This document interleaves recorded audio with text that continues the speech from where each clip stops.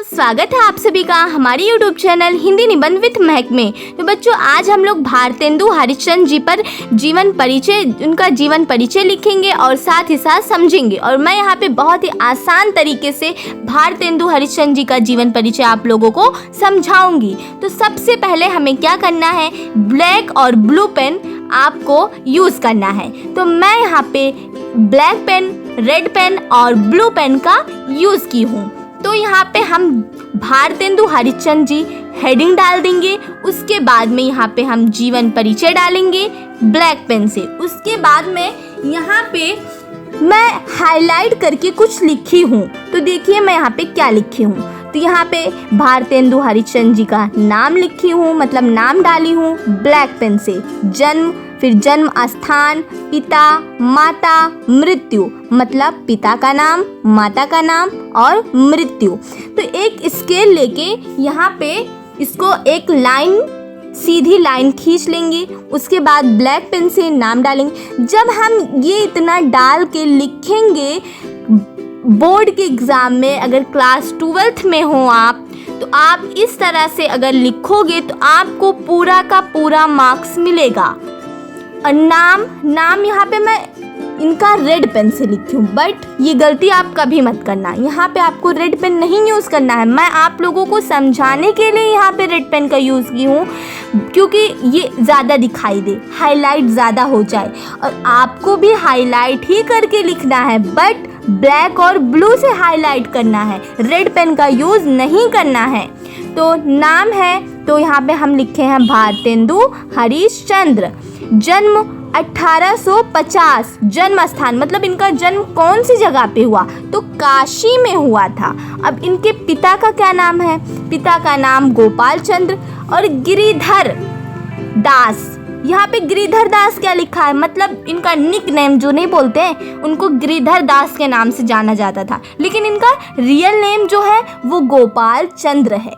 अब इनके माता का क्या नाम था, माता पिता का नाम भी भाई ज़रूरी होता है। अगर आपसे कोई पूछे आपका क्या नाम है, तो आप अपना नाम बताओगे। उसके बाद में पूछे, हर इंसान पूछता है भाई आपके पिता का क्या नाम है, तो आप बताओगे, अपने पिता का नाम बताओगे। तो वैसे इनका हम जीवन परिचय लिख रहे हैं, तो इनके बारे में हर चीज़ हम बताएंगे ना जीवन परिचय में। अब यहाँ पे माता का नाम पार्वती देवी। अब मृत्यु, अब ये इनका देहांत कब हुआ, तो 1885 में इनका देहांत हो गया।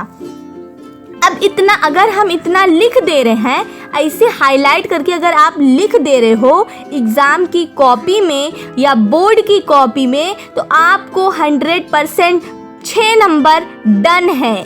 इसमें कोई आप मतलब ये आपका नंबर कहीं जा ही नहीं सकता है भाई, आपको पूरे में पूरा मार्क्स मिलेगा। बट वीडियो को स्किप करके ना देखिएगा और एंड तक ज़रूर देखिएगा, तब आपको समझ में आ जाएगा कि मतलब जीवन परिचय हम कैसे लिखें। तो सबसे पहले आप इधर देखिए। अब जीवन परिचय यहाँ पे तो मैं सबसे पहले बता दी हूँ कि हेडिंग डालना है जीवन परिचय। अब यहाँ पे ब्लू पेन का यूज़ करना है। भारतेंदु हरिश्चंद्र जी का जन्म सन, यहाँ पे देखिए फिर मैं रेड पेन से लिखी हूँ 1850 ईस्वी, बट आपको ब्लैक पेन से 1850 ईस्वी लिखना है। ब्लू पेन से मत लिखिएगा, नहीं तो हाईलाइट नहीं होगा। और रेड पेन का यूज़ ना करिएगा, नहीं तो टीचर नंबर काट लेगा भाई, तो हम जिम्मेदार नहीं हैं। इसी वजह से हम बार बार आपको ये चीज़ बता रहे हैं कि ब्लैक पेन का ही यूज़ करना। तो यहाँ पे 1850 ईस्वी को हुआ था। इनका जन्म काशी में हुआ था। यहाँ पे भी मैं रेड पेन से लिखी हूँ, बट आपको ब्लैक पेन से लिखना है। इनके पिता का नाम गोपाल चंद्र गिरिधर दास एवं माता का नाम पार्वती देवी था। इतना लिखने के बाद ये तो सबसे इम्पोर्टेंट होता है। चाहे जिसका जीवन परिचय अगर आपको लिखना, तो ये चीज़ तो मोस्ट इम्पॉर्टेंट है। इतना तो आपको लिखना ही लिखना है। उसके बाद में देखिए इनके बारे में थोड़ा और जानेंगे हम लोग। बचपन में ही इनके माता और पिता का देहांत हो गया था। अब बचपन में मतलब बहुत छोटे से थे तभी इनके माता और पिता का निधन हो गया, देहांत हो गया, कुछ भी आप लिख सकते हैं। पिता की मृत्यु होने के बाद अब बाप मर गए, तो इनकी मृत्यु होने के बाद इनकी शिक्षा दीक्षा का उचित प्रबंध ना हो सका। अब भाई बाप ही तो कमा के देता है, तभी तो बच्चे पढ़ते हैं। अब बाप नहीं रहेगा तो कहाँ से पढ़ेंगे? तो इनकी शिक्षा दीक्षा का उचित प्रबंध ना हो सका। अब कॉलेज इनको छोड़ना पड़ा। तो यहाँ पे देखिए, कॉलेज छोड़ने के बाद इन्होंने खुद से ही, मतलब ये इतने इंटेलिजेंट थे, ये मतलब छोटे से ही बहुत इंटेलिजेंट थे भाई। खुद से इन्होंने कितने भाषाओं का अध्ययन खुद से किया। अब यहाँ पे हम देखेंगे, इन्होंने खुद से ही हिंदी, संस्कृत, बांग्ला एवं गुजराती आदि भाषाओं का अध्ययन किया। मतलब इतने ये इंटेलिजेंट थे, तो ये खुद से ही इतने चार भाषाओं का खुद से अध्ययन किया। अगर इनको पढ़ाया जाता तो और कितने भाषाओं का अध्ययन करते, ज़रा आप लोग सोचिए। तो यहाँ पे मैं रेड पेन का यूज़ की हूँ, बट आपको रेड पेन का बिल्कुल भी यूज़ नहीं करना है। अगर आप रेड पेन का यूज़ किए तो नंबर कट जाएगा।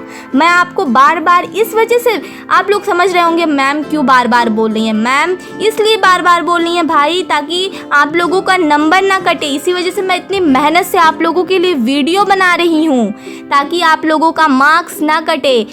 एक स्टूडेंट ही समझ सकता है कि उसके लिए एक नंबर उसके लिए कितना कीमती होता है भाई। अब यहाँ पे हम लोग बात ज़्यादा नहीं करेंगे, नहीं तो वीडियो ज़्यादा लंबी हो जाएगी। अब यहाँ पे हम हिंदी साहित्य में स्थान, आप जैसे मैं ब्लैक पेन से यहाँ पे हेडिंग डाली हूँ ना, वैसे आपको भी ब्लैक पेन का यूज़ करके यहाँ पे हिंदी साहित्य में स्थान लिखना है, मतलब हेडिंग डालना है। आप हेडिंग करके लिखोगे, हेडिंग से भी कॉपी खूबसूरत लगती है, हाईलाइट हो जाता है, टीचर को ज़्यादा मेहनत नहीं पड़ती है, तो वो इंटरेस्ट हो जाता है और पूरा में पूरा मार्क्स देता है। तो यहाँ पे हिंदी साहित्य में स्थान हेडिंग डालेंगे। उसके बाद में यहाँ पे देखिए, ब्लू पेन से भारतेंदु हरिश्चंद्र जी को हिंदी साहित्य में एक कुशल नाटककार, एकांकीकार, निबंधकार, उपन्यासकार तथा हिंदी गद्य के जनक के रूप में जाना जाता है। मतलब इनको नाटककार, एकांकीकार, निबंधकार, उपन्यासकार तथा हिंदी गद्य के जनक के रूप में जाना जाता है। खुद से ही कितने इंटेलिजेंट निकले भाई ये। अब इनके बारे में नहीं चर्चा होगा, इनके बारे में हम नहीं पढ़ेंगे, तब किसके बारे में पढ़ेंगे? खुद से ये स्वाध्याय करके, स्वाध्याय मीन्स खुद से पढ़े ये। फिर है भारतेंदु हरिश्चंद्र अनेक भारतीय भाषाओं का, मतलब भारतेंदु हरिश्चंद्र अनेक भारतीय भाषाओं में कविता करते थे। मतलब कोई भी मतलब भारतीय भाषा हो, ये कविता कर लेते थे। इतने भाई, इनका तो हर चीज़ ही अलग है, कविता करते हैं। परंतु लेकिन ब्रज भाषा, यहाँ पे देखिए मैं रेड पेन का यूज़ की हूँ, आपको यहाँ पे ब्लैक पेन का यूज़ करना है, इसको हाईलाइट करना है। ब्रज भाषा पर इनका विशेष स्थान था। मतलब ये ब्रज भाषा को बहुत ही विशेष स्थान था इनका, समझ लीजिए आप लोग। इन्होंने अपनी रचनाओं में देखिए यहाँ पे प्रेम को देखिए, मैं रेड पेन से लिखी हूँ हाईलाइट करके, क्योंकि ये प्रेम, अब ये ब्लैक पेन से आप हाईलाइट करके लिखना, प्रेम को प्रधान बनाया है।